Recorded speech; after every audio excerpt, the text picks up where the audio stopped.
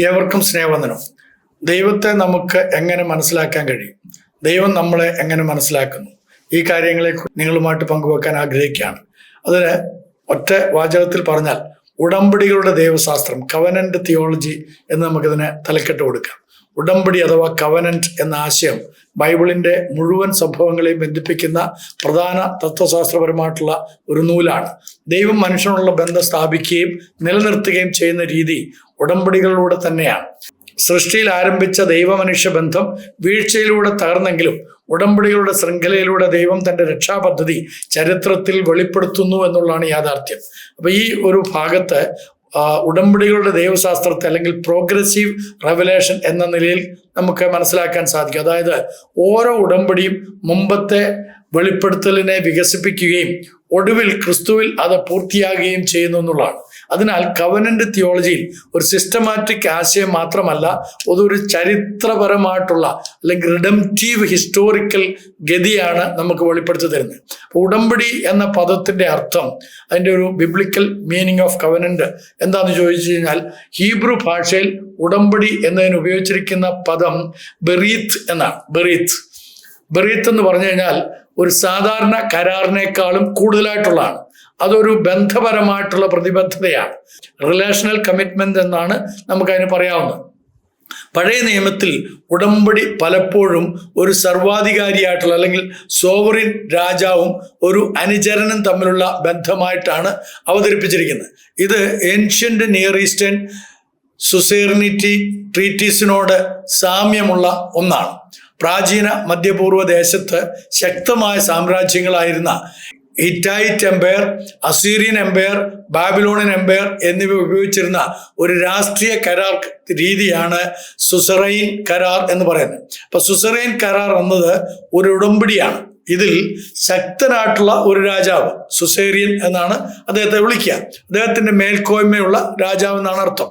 ദുർബലനായിട്ടുള്ള രാജാവ് അല്ലെങ്കിൽ രാജ്യം, അതിനെ വാസൽ എന്ന് പറയും. അധീന രാജ്യം, നമ്മളെ നാട്ടുരാജ്യം എന്നൊക്കെ പറയത്തില്ല. പണ്ട് നമ്മുടെ നാട്ടിലും ഇങ്ങനെ ഈ വലിയ ചക്രവർത്തിമാരുണ്ടായിരുന്നു, നാട്ടുരാജാക്കന്മാരുണ്ടായിരുന്നു. അപ്പൊ അത് നമ്മുടെ മനസ്സിലേക്ക് വന്നാൽ മതി.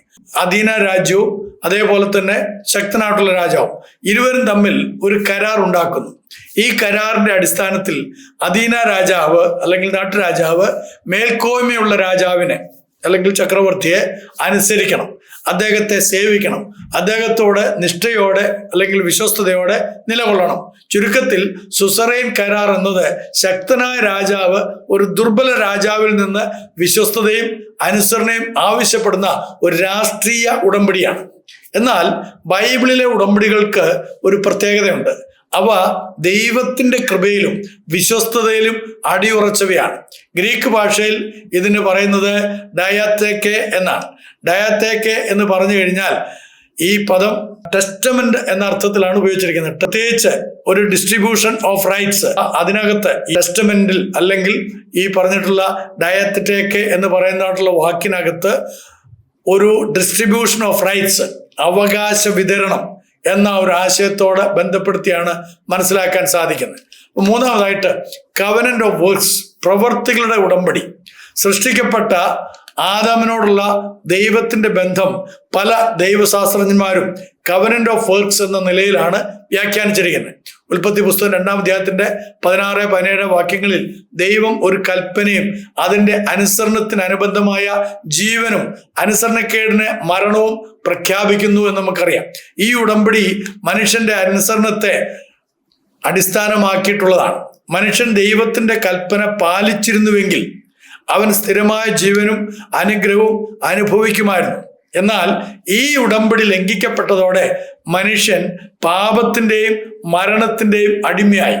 ഈ ആശയം എല്ലാ ദൈവശാസ്ത്ര പാഠശാലകളും ഒരുപോലെ അംഗീകരിക്കുന്നില്ലെങ്കിലും ഇത് പിന്നീട് വരുന്ന കവനന്റ് ഓഫ് ഗ്രേസിനെ മനസ്സിലാക്കാൻ തക്കവണ്ണം ഒരു പ്രധാന പശ്ചാത്തലമായിട്ട് നമുക്ക് മനസ്സിലാക്കാൻ പറ്റും.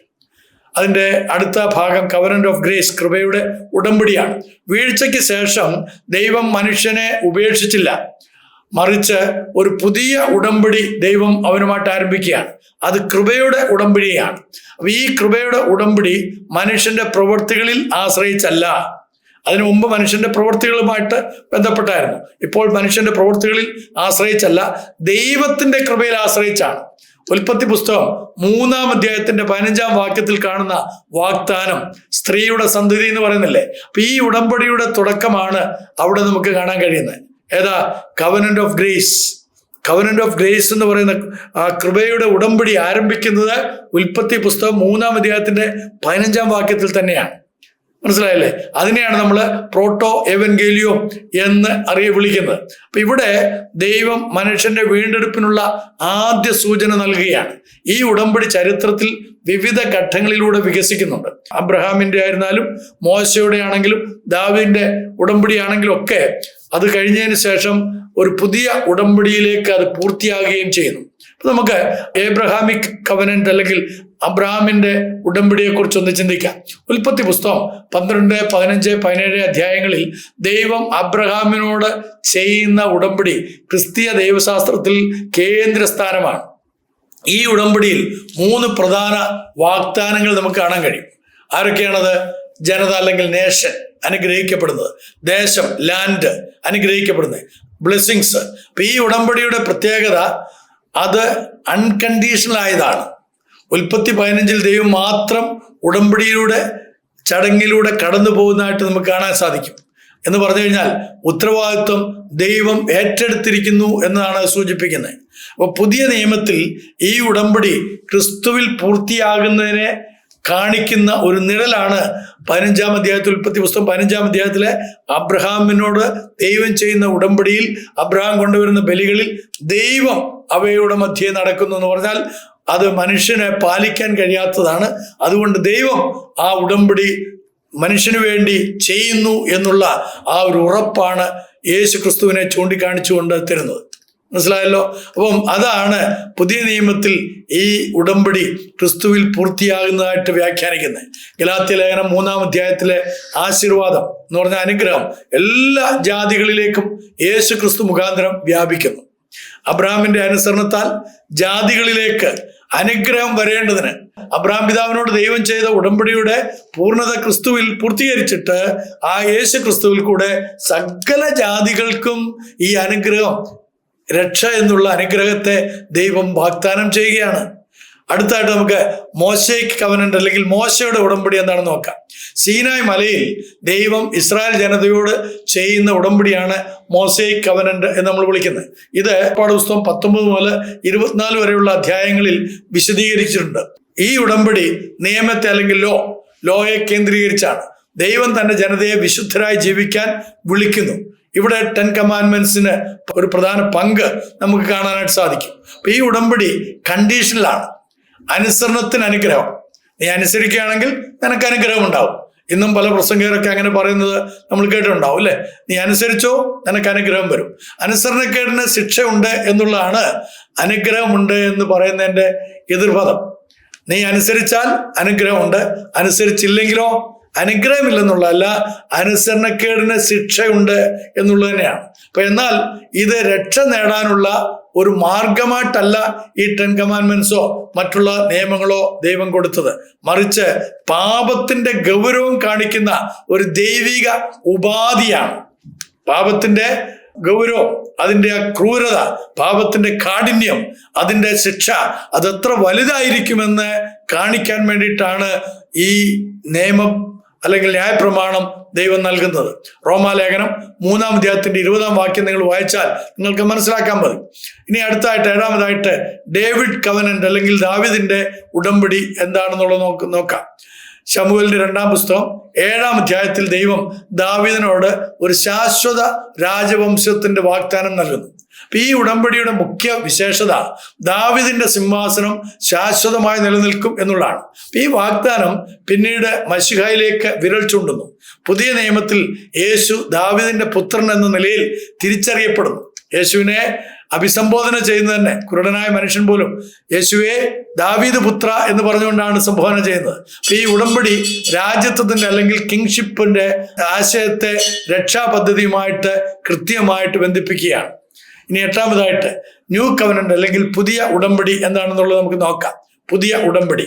യെരമ്യാ പ്രവചനം 31 അധ്യായത്തിന്റെ 31 മുതൽ 34 വരെയുള്ള വാക്യങ്ങളിൽ പ്രവചിക്കപ്പെട്ട പുതിയ ഉടമ്പടിയാണത്.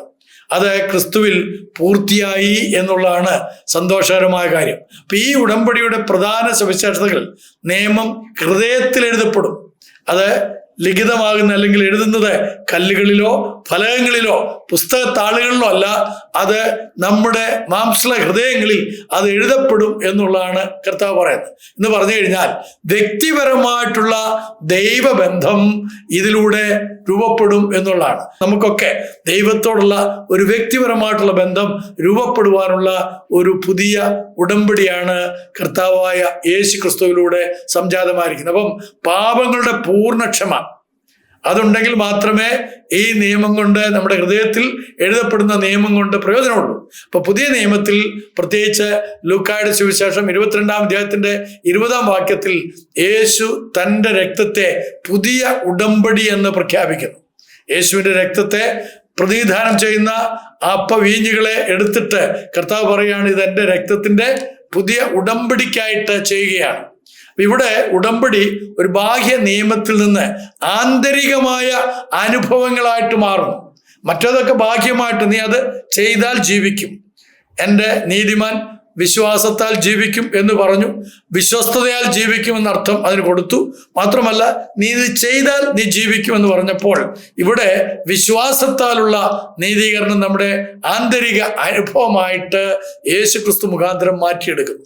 9ാമതായിട്ട് ഉടമ്പടി ദൈവശാസ്ത്രം വേഴ്സസ് വിഭാഗത തത്വശാസ്ത്രം, അല്ലെങ്കിൽ കവനന്റ് തിയോളജി അഥവാ ഡിസ്പെൻസേഷണലിസം എന്ന് പറഞ്ഞു കഴിഞ്ഞാൽ, ക്രൈസ്തവ തത്വശാസ്ത്രത്തിൽ ബൈബിളിനെ എങ്ങനെ മനസ്സിലാക്കണമെന്ന വിഷയത്തിൽ വിവിധ വ്യാഖ്യാനങ്ങൾ നിലനിൽക്കുന്നു. അവയിൽ ഏറ്റവും പ്രധാനപ്പെട്ട 2 സമീപനങ്ങളാണ് ഉടമ്പടി ദൈവശാസ്ത്രവും ഡിസ്പെൻസേഷണലിസവും. ഈ 2 സിദ്ധാന്തങ്ങളും ദൈവത്തിന്റെ രക്ഷാപദ്ധതി, മനുഷ്യരോടുള്ള ബന്ധം, ഇസ്രായേലിന്റെയും സഭയുടെയും സ്ഥാനങ്ങൾ എന്നിവയെ വ്യത്യസ്തമായിട്ട് വ്യാഖ്യാനിക്കുകയാണ്. കവനന്റ് തിയോളജി എന്നത് ബൈബിൾ മുഴുവനും ദൈവവും മനുഷ്യനും തമ്മിലുള്ള ഉടമ്പടികളുടെ അടിസ്ഥാനത്തിൽ കാണുന്ന ഒരു തത്വശാസ്ത്രമാണ്. ഇതിൽ പ്രധാനമായും 3 ഉടമ്പടികൾക്ക് പ്രാധാന്യം നൽകുന്നു. 1 covenant of redemption, 2 covenant of works, covenant of grace. Covenant of redemption എന്നത് സൃഷ്ടിക്കും മുൻപ് പിതാവും പുത്രനും തമ്മിലുള്ള രക്ഷാപദ്ധതി സംബന്ധിച്ച് നിത്യമായ ഒരു ഉടമ്പടിയാണ്. That is an eternal covenant between Father and Son Jesus Christ. Covenant of works എന്ന് പറയുന്നത് ആദമിനോടുള്ള ഉടമ്പടിയാണ്. ആദ്യ മനുഷ്യനായ ആദാമിനോടുള്ള ഉടമ്പടി. അവൻ അനുസരിച്ചില്ലെങ്കിൽ അവന് ജീവൻ ലഭിക്കുകയില്ല. അവൻ വിശ്വസിച്ചാൽ, അനുസരിച്ചാൽ അവന് ജീവൻ ലഭിക്കും എന്നുള്ള ഉടമ്പടി. എന്നാൽ മനുഷ്യന്റെ വീഴ്ച കാരണം ഈ വിശ്വാസത്തെ അവൻ തകർക്കുകയും അങ്ങനെ അവൻ ആ ഉടമ്പടിയിൽ നിന്ന് വീണു പോവുകയും ചെയ്തു. തുടർന്ന് കവനന്റ് ഓഫ് ഗ്രേസ് എന്ന് പറഞ്ഞു കഴിഞ്ഞാൽ, കൃപയുടെ ഉടമ്പടി പ്രകാരം ദൈവം മനുഷ്യർക്ക് രക്ഷയെ ഒരുക്കുകയാണ്. ഈ വീക്ഷണത്തിൽ പഴയ നിയമവും പുതിയ നിയമവും ഒരേ രക്ഷാപദ്ധതിയുടെ തുടർച്ചയാണ് എന്ന് നമുക്ക് കാണാൻ കഴിയും. അപ്പോൾ പഴയ നിയമത്തെ ഒഴിവാക്കിക്കൊണ്ട് പുതിയ നിയമത്തെ നമുക്ക് പഠിക്കാനോ, ചില ആളുകളൊക്കെ അങ്ങനെ പഠിപ്പിക്കുന്നുണ്ട്. പഴയ നിയമം നമുക്ക് ആവശ്യമില്ല. പഴയ നിയമം ഉണ്ടെങ്കിൽ മാത്രമേ പുതിയ നിയമത്തിന് പ്രസക്തിയുള്ളൂ. പഴയ നിയമത്തിലെ കവനന്റിന്റെ പൂർണ്ണതയാണ് പുതിയ നിയമത്തിൽ ക്രിസ്തുവിൽ നമുക്ക് കാണാൻ കഴിയുന്നത്. അപ്പൊ ആ കവനന്റ് അല്ലെങ്കിൽ ആ ഉടമ്പടി എന്താണെന്ന് ഗ്രാഹ്യമില്ലാത്തിടത്തോളം കാലം യേശു ക്രിസ്തു നമുക്ക് വേണ്ടി എന്ത് ചെയ്തു എന്നുള്ളതും നമുക്ക് വ്യക്തിപരമായിട്ട് അനുഭവിക്കാൻ കഴിയുകയില്ല. അതുകൊണ്ടാണ് സമ്പൂർണമായിട്ടുള്ള വേദപുസ്തകം, പഴയ നിയമവും പുതിയ നിയമവും ഒരുപോലെ ക്രിസ്തീയ വിശ്വാസത്തിന്റെ ആധാരമാണ് എന്ന് നമ്മൾ പറയുന്നത്. അപ്പം ഉടമ്പടികളുടെ കേന്ദ്രം മുഴുവനും തന്നെ യേശു ക്രിസ്തുവാണ്, അത് മറന്നു പോരുത്. അതേസമയം ഡിസ്പെൻസേഷൻ എന്ന് പറയുന്നത് ചരിത്രത്തെ ദൈവം വ്യത്യസ്ത കാലഘട്ടങ്ങളായി ഡിസ്പെൻസേഷനായിട്ട് പറയുന്ന ഒരു സമീപനമാണ്. ഓരോ കാലഘട്ടത്തിലും ദൈവം മനുഷ്യരോട് വ്യത്യസ്ത രീതിയിൽ ഇടപെടുന്നു. സാധാരണയായി 7 പ്രധാന ഡിസ്പെൻസേഷനാണ് ഇത്തരക്കാരെ പറയുന്നത്. പ്രത്യേകിച്ച് വേർപാടുകാരൊക്കെയാണ് അതിനകത്ത് കൂടുതൽ ഊന്നൽ കൊടുക്കുന്നത്. അതെന്താണെന്നുള്ള നമുക്കൊന്ന് ചിന്തിച്ചാൽ നന്നായിരിക്കും. Innocence, conscience, human government, promise, നിയമങ്ങൾ അല്ലെങ്കിൽ ലോ, ഗ്രേസ്, കിങ്ഡം. ഈ സമീപനത്തിൽ ഇസ്രായേലിനും സഭയ്ക്കും തമ്മിൽ വ്യക്തമായ വ്യത്യാസമുണ്ട്. ദൈവത്തിന്റെ വാഗ്ദാനങ്ങൾ ഇസ്രായേലിനായിട്ട് പ്രത്യേകമായി നിലനിൽക്കുന്നുവെന്നും സഭ വേറൊരു പദ്ധതിയാണെന്നും ഇത്തരക്കാർ വിശ്വസിക്കുന്നു. കൂടാതെ അവസാന കാലം സംഭവങ്ങളിൽ എസ്കറ്റോളജി, ഡിസ്പെൻസേഷനില് പ്രീ ട്രിബുലേഷൻ റാപ്ചർ പോലുള്ള ആശയങ്ങൾക്കും അവർ വളരെ പ്രാധാന്യം നൽകുന്നുണ്ട്. ഇരു സിദ്ധാന്തങ്ങളുടെയും പ്രധാന വ്യത്യാസങ്ങൾ പരിശോധിക്കുമ്പോൾ കവനന്റ് തിയോളജി ബൈബിളിനെ ഏകീകൃതമായ ഒരു രക്ഷാപദ്ധതിയായിട്ട് വെളിപ്പെടുത്തി തരുന്നു. അതിൽ ദൈവത്തിന്റെ കൃപയും വിശ്വാസത്തിലൂടെയുള്ള രക്ഷയും എല്ലായ്പ്പോഴും കേന്ദ്ര വിഷയങ്ങളാണ്. മറുവശത്ത് ഡിസ്പെൻസേഷണലിസം ദൈവത്തിന്റെ പ്രവർത്തനങ്ങളെ വ്യത്യസ്ത കാലഘട്ടങ്ങളായി വിഭജിച്ച് ഓരോ കാലത്തും വ്യത്യസ്ത ഉത്തരവാദിത്വങ്ങളും വെളിപ്പാടുകളും ഉണ്ടെന്ന് പഠിപ്പിക്കുന്നു. ഇസ്രായേലിന്റെയും സഭയുടെയും ബന്ധം സംബന്ധിച്ചും വലിയ വ്യത്യാസമുണ്ട്. കവനന്റ് തിയോളജിയിൽ സഭയെ പുതിയ ഇസ്രായേൽ, പുതിയ നിയമ ഇസ്രായേൽ എന്നാണ് വിളിച്ചിരിക്കുന്നത്. എന്നാൽ ഡിസ്പെൻസേഷണൽ ചിന്തയിൽ ഇസ്രായേലിനും സഭയ്ക്കും വ്യത്യസ്ത സ്ഥാനങ്ങളാണുള്ളത്. അതുപോലെ തന്നെ പഴയ നിയമ പ്രവചനങ്ങൾ അല്ലെങ്കിൽ കവനന്റ് തിയോളജിയിൽ പ്രതീകാത്മകമായിട്ട് അവർ വ്യാഖ്യാനിക്കുമ്പോൾ ഡിസ്പെൻസേഷണലിസം അവയെ അക്ഷരാർത്ഥത്തിൽ അല്ലെങ്കിൽ ലിറ്ററലായിട്ട് വ്യാഖ്യാനിക്കുന്നു. അപ്പോൾ ഇതിൻ്റെ കൺക്ലൂഷനായിട്ട് പറയുകയാണെങ്കിൽ കവനന്റ് തിയോളജി ദൈവത്തിന്റെ രക്ഷാപദ്ധതിയുടെ ഏകത്വം ഊന്നി പറയുമ്പോൾ ഡിസ്പെൻസേഷൻ ദൈവത്തിന്റെ വ്യത്യസ്ത കാലഘട്ടങ്ങളിലൂടെയുള്ള പ്രവർത്തനങ്ങളെ പ്രാധാന്യമാക്കുന്നു. ഇരു സിദ്ധാന്തങ്ങളും ബൈബിളിനെ വിശ്വസിക്കുന്നതിൽ ഏകമാണെങ്കിലും അതിന്റെ വ്യാഖ്യാന രീതിയിൽ വ്യത്യാസമുണ്ട്. അതിനാൽ ഈ രണ്ട് സമീപനങ്ങളും ക്രൈസ്തവ തത്വശാസ്ത്രത്തിലെ പ്രധാന പഠന വിഷയങ്ങളായിട്ട് തുടരുന്നു. ഇതിന്റെ കൺക്ലൂഷനായിട്ട് പറയട്ടെ, ഉടമ്പടികളുടെ ദൈവശാസ്ത്രം ദൈവത്തിന്റെ വിശ്വസ്തതയുടെ തെളിവാണ്.